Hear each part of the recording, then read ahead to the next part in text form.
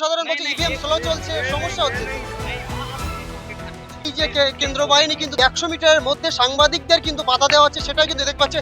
নির্বাচন কমিশনের যে ইলেকশন কমিশনের প্রেস কার্ড পাস রয়েছে, সেই কার্ড কিন্তু একেবারে শো করছে না, বলছে যে 100 মিটার কোথাও লেখা নেই, সেখানে প্রেসদের প্রবেশ করতে দেওয়া যাবে না।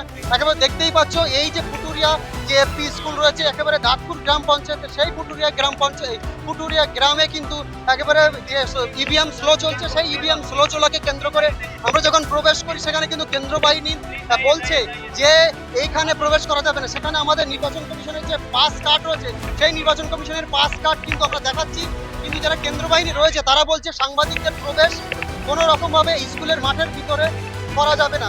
দেখি ये हम नहीं मानेंगे 100 मिनट के अंदर आपको नहीं है प्लीज आप वहाँ बाहर कर सकते हैं जो जिसने वोट दे दिया है तो ভিতর में नहीं गए election commission of India 100 minute आप आउट ऑफ बाउंड हो जाइए प्लीज नहीं है आप तो थोड़ी देर के लिए दिया है 100 मीटर के अंदर आप जो लेकर जाएगा আরে उससे যারা बात कीजिए। সাধারণ যারা অভিযোগ করছে আমাদের তো পাস আছে, we can't understand bangla we only understand english and hindi আমরা বুঝতে পারছি না। আমি তো নির্বাচন কমিশনের পাস রয়েছে, আমি তো বুথের ভিতরে ঢুকছি না। हमें केवल हमें ये दिया ऊपर से बड़ा